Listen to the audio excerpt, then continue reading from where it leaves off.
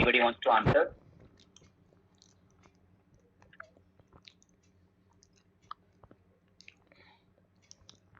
So I think before we answer that, Mithunji, you can show the next loop also, the next video as well. You can, maybe these are different patients, so you can tell some history of this patient. He is having some chest pain or something. What is the history? No, this was absolutely asymptomatic. Absolutely asymptomatic child. Yeah, absolutely asymptomatic and about 1.5 month old child. Okay. Somebody has written coronary cameral fistula. Okay. Mrityunjay, just show the next echo video.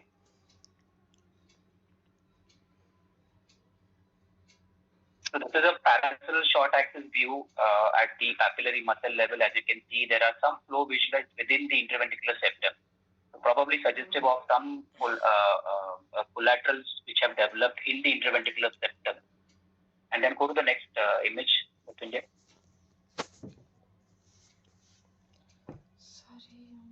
So this is a still image where you can see the right coronary artery flow, which appears reversed. And the right coronary artery is actually arising from the pulmonary artery. So this was a case of ARCAPA. So the anomalous right coronary artery is arising from pulmonary artery. So this is a case of ARCAPA. So a very rare coronary anomaly and can have various presentation. In our case, the patient was absolutely asymptomatic. But somehow they were just lost to follow-up. They did not come back. So we don't know what happened to the child eventually. So why did they ask for an echo for this child? It's a very good finding. Yeah, somebody had actually heard some soft systolic murmur. So probably those collaterals were quite close to the chest wall. So maybe those collaterals were causing that murmur. So, and that's how this was actually picked up. But as you know, most of the parents, they feel that child is absolutely asymptomatic. Why, unnecessarily we should do anything. So we lost the child to follow. They never came back. Okay, Manji, next please.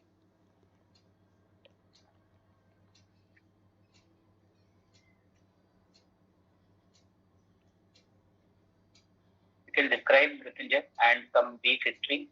So this is a case presented with the late adolescent, presented with the dyspnea or exertion with the parasternal short axis view showing this flow turbulence. What is the diagnosis?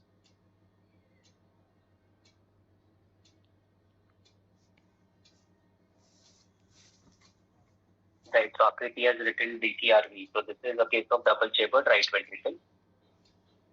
So as you can see, there is a muscle band in the mid-right ventricular cavity, which is dividing it into a proximal high pressure chamber and a distal low pressure chamber. Mostly the DCRB associated with the perimembranous BSD or restrictive BSD, and so we'll go for surgical dissection of the band with the gradient more than 40. Many times the VSD may actually not be visualized on the echo, but after surgical resection of that muscle, the surgeon may actually find the VSD underlying that muscle band. Right, go to the next case. This is the case. What is the barium cello suggestive of here? What is the case? Is the barium cello X-ray? What is it suggestive of? What we are seeing here? So some of these interesting angios and studies are courtesy of Dr. Sudeep Verma. He's our good friend from Hyderabad. So don't want to take credit for his work actually, but these are very interesting ones who Sudeep was kind enough to forward it to us.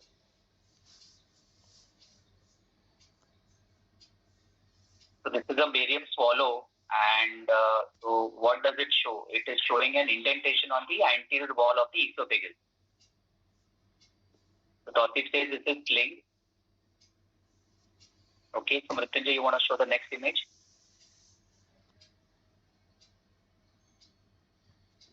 So this was a case of a left pulmonary artery sling. As you can see on the axial view of the CT, the left pulmonary artery arising from the proximal right pulmonary artery and coursing posterior to the trachea and anterior to the esophagus and coursing towards the left hilum. And this is the only vascular thing causing anterior indentation over the esophagus. Yes, that's right. So, Mrityunjay, you can go to the third image. Next one. Next one. Next one. After that, not this. Next. Next. Next. Next. Go to the next one. Next slide.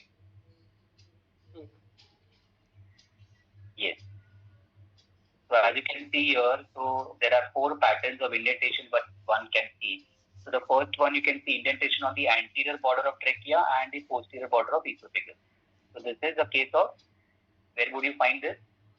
Anterior trachea and posterior esophagus.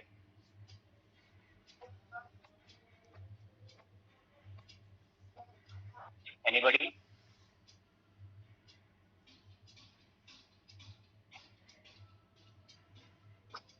This would be in the case of, very good, double aortic arch. And then in the image B is what we saw earlier, where you have indentation on the anterior border of esophagus and or posterior border of trachea. So this is the case of a left pulmonary artery sling.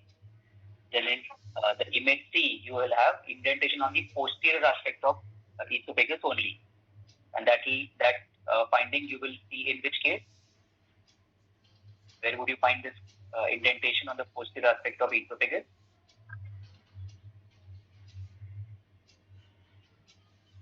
No, not the complex arch.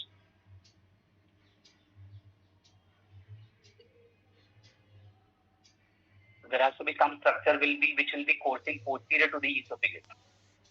Very good. So this will be a case of aberrant subclavian artery. Right? It could be aberrant right subclavian in a case of left arch, or it could be aberrant left subclavian in a case of right arch. And then the final image is where you find indentation only on the anterior border of trachea and a little higher up than usual. So this you may come across in cases where there is a little distal origin of the right innominate artery, which then courses anterior to the trachea and causes indentation. So this is very commonly seen in some instances. So these are some of the cases of indentation, vascular rings and slings that you can detect. Okay, Mrityunjay, next slide. Next case. Yeah. So this is a parasternal long axis view. What's the diagnosis? So this was a child actually, to give you a brief background history, this was a child who was, actually the mother was referred at about 38 weeks of pregnancy with the outside diagnosis of aortic regurgitation, fetal aortic regurgitation. So we tried doing the fetal echo, but obviously very advanced pregnancy, very poor windows, especially the fetal spine lying anterior. We just could not visualize too much. But we also felt that there was probably aortic regurgitation. But postnatally, when we did the newborn echo, this is what we found. Right. So Dotip says this is aorta to LV tunnel. That's right. So this was a case of aorta to LV tunnel.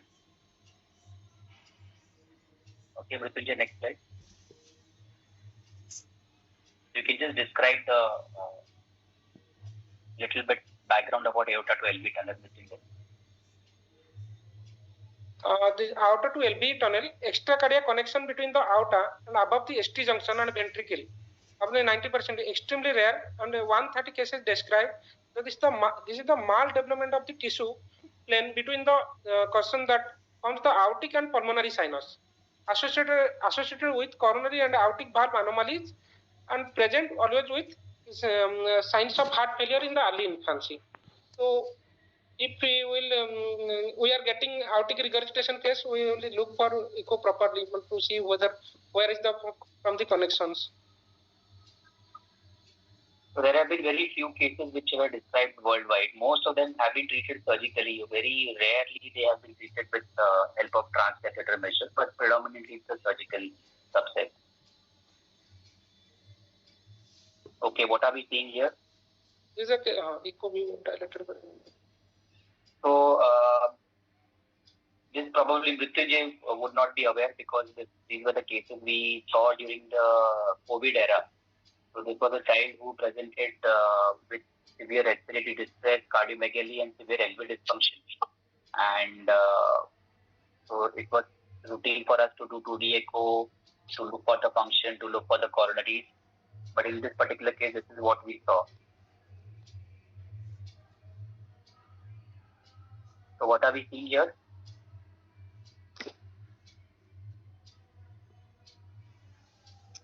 This is pretty straightforward.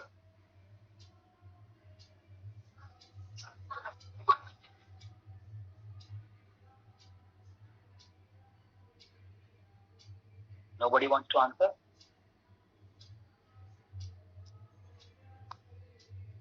LVNC with thrombus. So this was not LVNC, not a classical LVNC, but yes, there is a thrombus which you can see in the on the LV wall.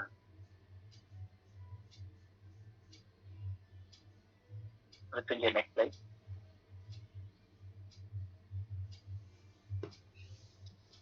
So you can describe, Mrityunjay, about the LV thrombus, how to identify, when to look for. Thrombus, the identification usually mostly will get in apical in location, distinct margins with acoustic density different from underlying myocardium, free motion of intracavitary portion, variation in the characteristics on serial echo.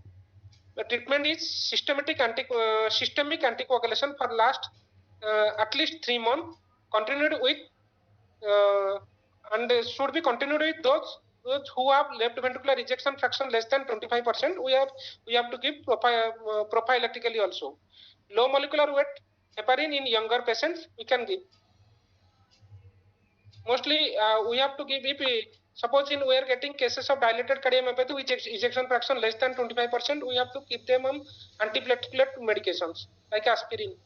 And if you are getting thrombus, we have to give treat by low molecular weight heparin. The apical fourth chamber view, what is shown. Next. So this is a 5-year-old male child who was actually referred with symptoms suggestive of right heart failure. There was hepatomegaly, fetal edema, and echo was looking something like this. This is again something very, very classical. We don't see it very frequently. So this is restrictive cardiomyopathy, somebody's written. What are we seeing at the apex of both ventricles?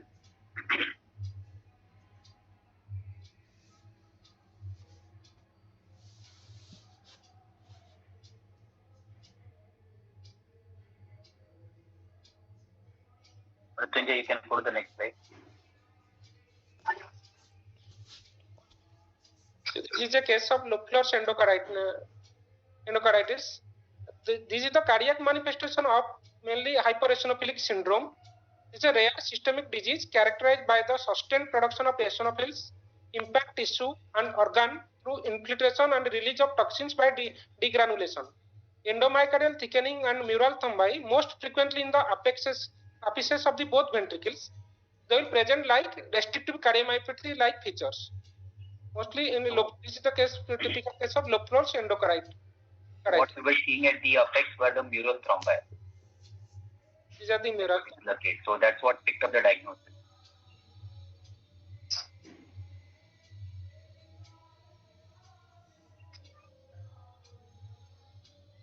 This is the selective coronary angio. What is the this suggestive of? Which coronary artery is this, Mrityunjay? Selective angio of which coronary artery? This is the right coronary artery. Right. So there is a RC aneurysm. Very good. Next slide.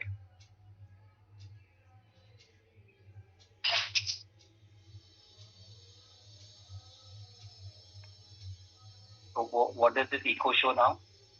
Paroxysmal short axis view. This was actually a 2-month-old child who presented with fever, irritability, persistent fever, irritability, and no other features. As a part of workup for pyrexia of unknown origin, this echo was done, and this is what we found.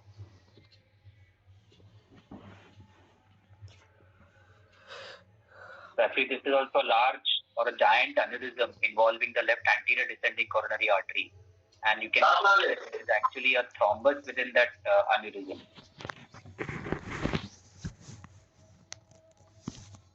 This was a case of atypical Kawasaki with giant aneurysm as well as fresh thrombus within it.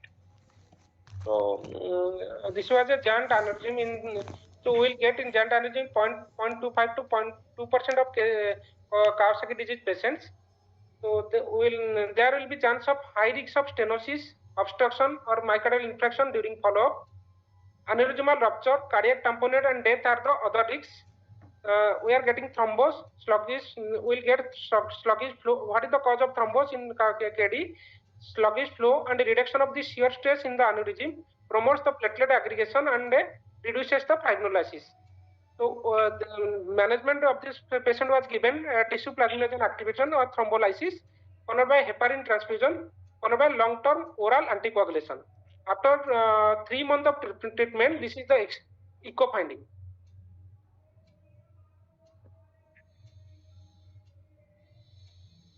The coronary, the thrombus here is not visible. That coronary artery.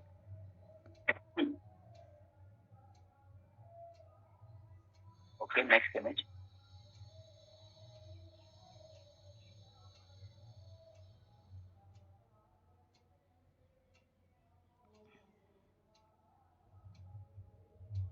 So what is being done here?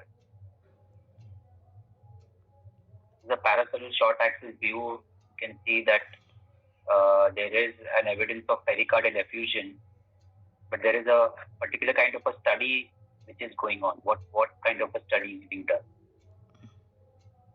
No, this is not saline contrast.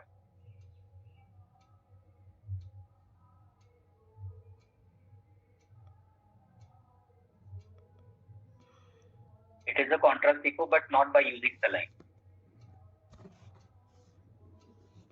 So this was actually LV contrast agent which was used. As you can see, the LV is also getting filled up.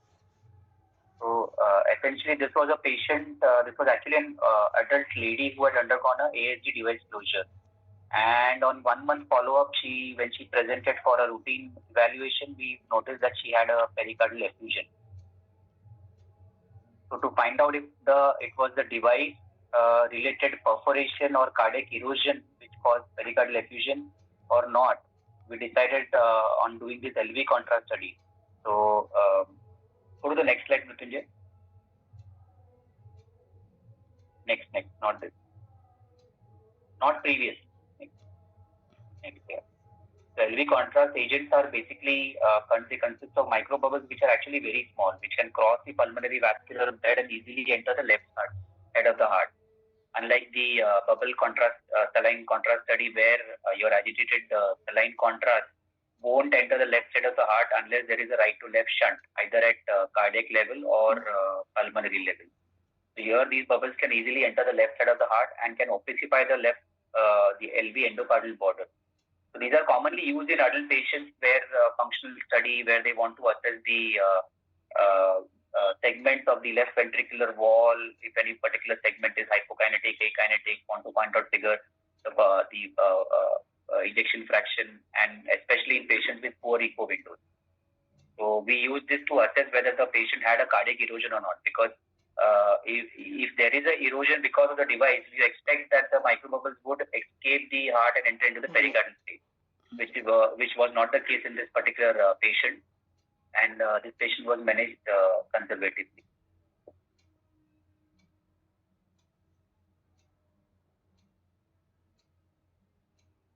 This is a post-op case. This is a transesophageal echocardiography. The case of a post-op case. So I think you did not give too much of information. Let people tell us what are we dealing with here. Yeah. So this is a case of paravalvular leak. So it is very obvious. This was a case of Epstein's anomaly who had undergone a tricuspid valve replacement. And you can see that there is a severe paravalvular leak on the medial aspect of that prosthetic valve. Next slide.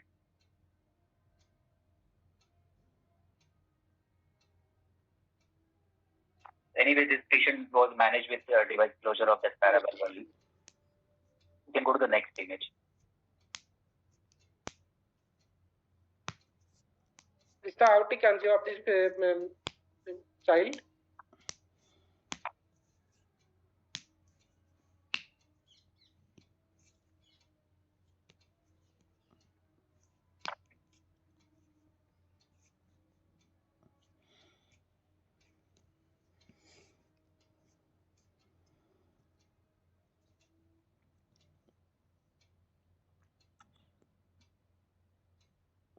Aorta to RA fistula.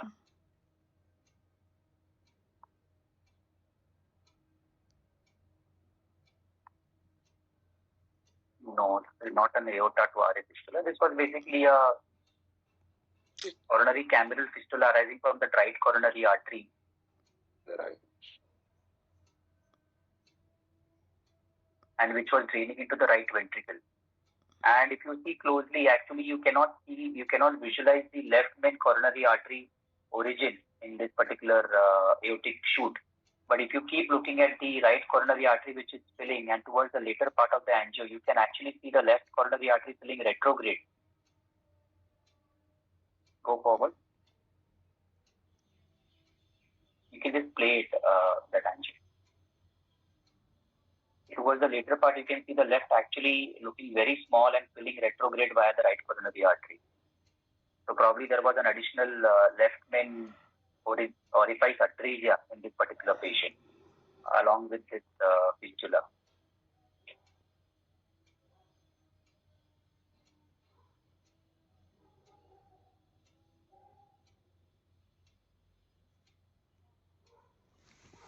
So what angio is this within there? This is the aortic angio. Okay, child.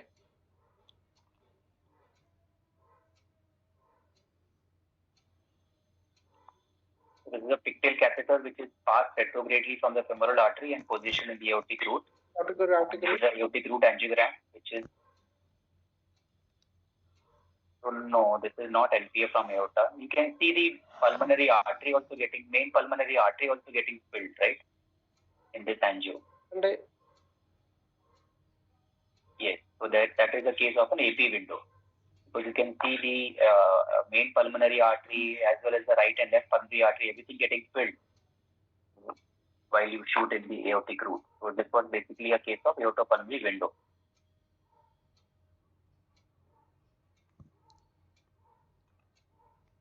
now aortopulmonary window is 3 types, mainly proximal, distal, and total. So we can manage by either transcatheter or surgical closure can be done. Predominantly, it is always surgical. Some cases, of course, are amenable for device closure. In that particular case, we closed with the help of a device.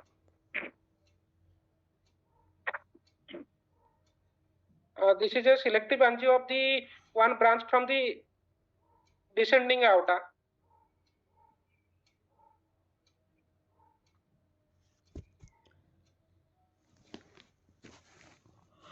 What is happening here? So what could this be?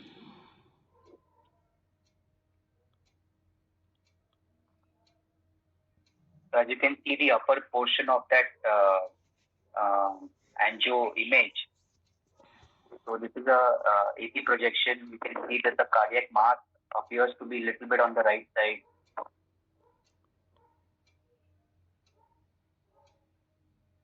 Right. So this was a case of scimitar with a feeder or a collateral from the descending aorta to the sequestered portion of the right lung. And then occasionally you may get a classical picture of the scimitar or the sword on X-ray. Coming to the next case. This is the selective. This is the aortic root angio. What is the angio suggestive of? what we are getting here?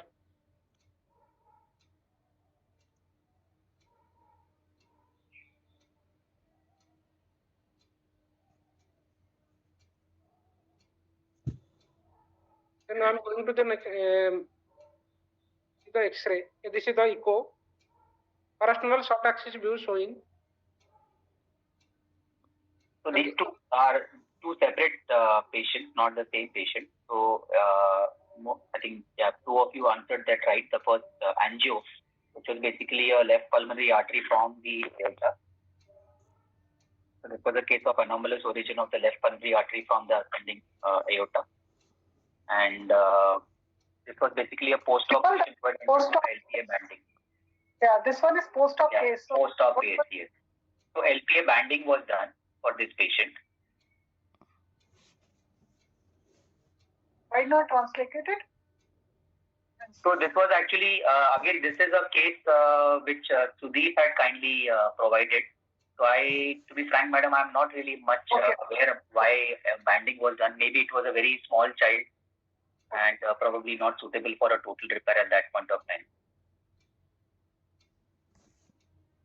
You can show that echo image. Yeah.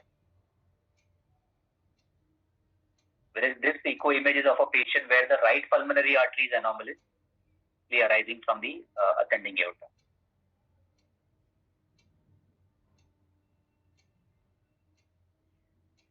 Okay, next slide. So just to inform everybody that many of us tend to use the word hemitruncus, but hemitruncus is actually a misnomer. The correct terminology is anomalous origin of either the right or the left pulmonary artery from the aorta, and not to be labeled as the hemitruncus. This is a case of simultaneous angio of the SBC and a array appendages, showing SBC is joined to the array appendages. And what is happening here, and what is the surgery? So in which surgery would you have the SVC being anastomosed to the right atrial appendage? That's right. So this was a case of sinus venosus ASD who had undergone a Ward's repair, and subsequently there was severe stenosis at the site of anastomosis of the SVC to the RA appendage, and which required a SVC stenting. Good. This is the stent, and this is the zygote connection. Next case.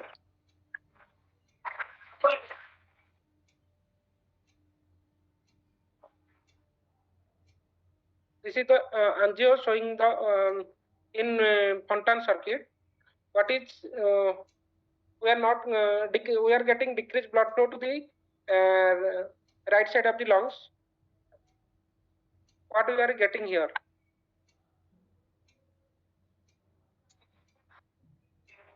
So basically, there is a pigtail which has been parked in the Fontan conduit, and there you can see that on the angiogram, the right pulmonary artery is not well visualized.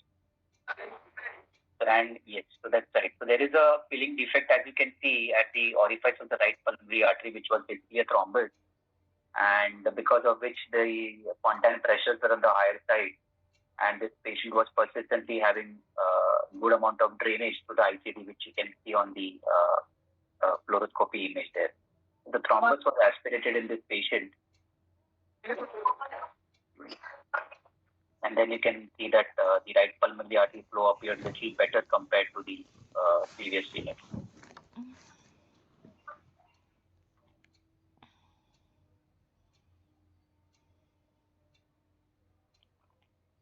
This is the aortic root angio. So what is happening here? Patient presented to us with the dyspnea. Yeah, it was a sudden onset dyspnea actually. Yes, so that's right. This is the case of ruptured sinus of Valsalva, and on the angio you can see there are actually two separate openings in that sinus. So both of these defects were closed with the help of device. Two device.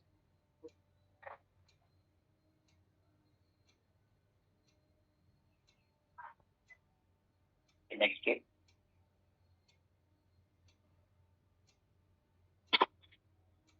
You can just describe it, structural sinus of valsalva. This is the previous slide. Go to the previous slide.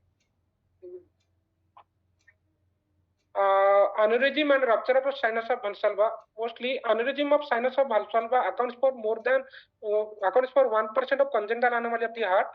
90 to 95% originate in the right or non-coronary sinus, which are projecting into RA and RB. Less than 5% originate in the left coronary sinus.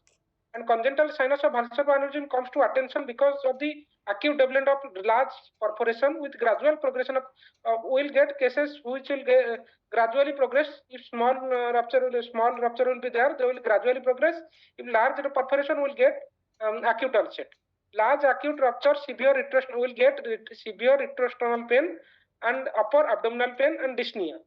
The hallmark feature of the presentation is we'll get in the lower sternal border or the midline of the sternal border will get continuous murmur.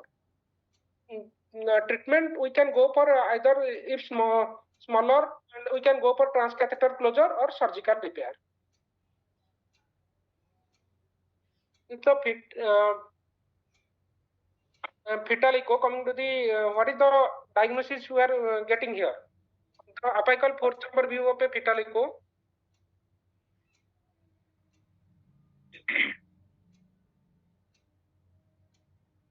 No, this is not a VSG, not a common atrium. Just try to sequentially analyze the chambers.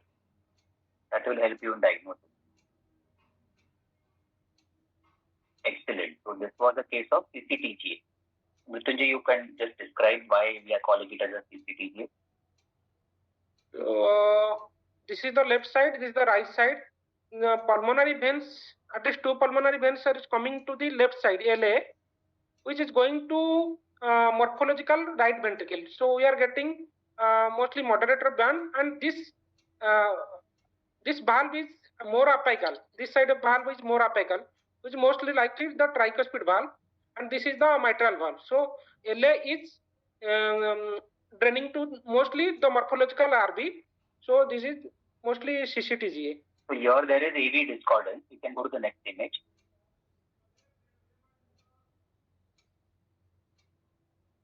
And here you can see that the great artery which is arising from the right-sided left ventricle is the one which is bifurcating, and the one which is arising from the left-sided right ventricle is the one which is going straight, and that is the aorta. Okay, which is on the left side. So this was the L-post aorta and the pulmonary artery which is posterior. So there is a VA discordance as well. So there is AV and VA discordance. So this was a case of CCTGA. Coming to the next case. This is a 24-week patient with 24-week gestational age. So this is the fetal echo. A 3-vessel view. No, this is not TGA. So right arch is actually only half of the answer. So Mrityunjay is showing with the arrow.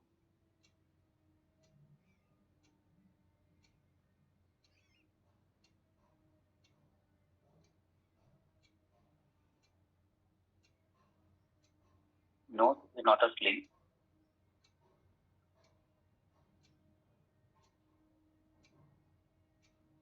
So in the second image, what you can see is actually two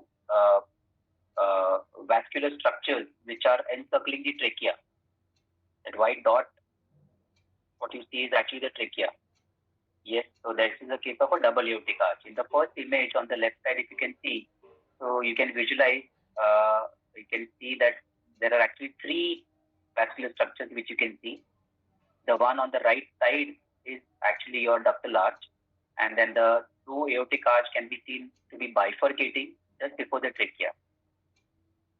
And when you move the probe further cephalward, you can see that those two vascular structures which are bifurcating from the aorta are actually encircling the trachea on the posterior aspect. So this was actually a case of a double aortic arch. So this kid underwent surgical repair postnatally, wherein the right arch was dominant, so the left arch was ligated and divided. I think is this the last image, Mrityunjay? This is the last image. Yeah, so I think these were some of the cases we could find out from our library and bring it for discussion. Good collection. So all varieties of thing and all type of imaging you have covered. So Prashant, any comment from your side? No, I think very good images shown. And the lots of learning also. Very interactive. Everybody was trying to answer the things whatever given, except the last one. So thank you, Mrityunjay. Good collection, good imaging, and good discussion. And thank you, Shreepal. Thank you, Prashant, and thank you everybody for joining the webinar. Thank you, NB, for organizing these webinars. Thank you, all of you. Thank you, ma'am. Thank you, ma'am. Thank you, everyone.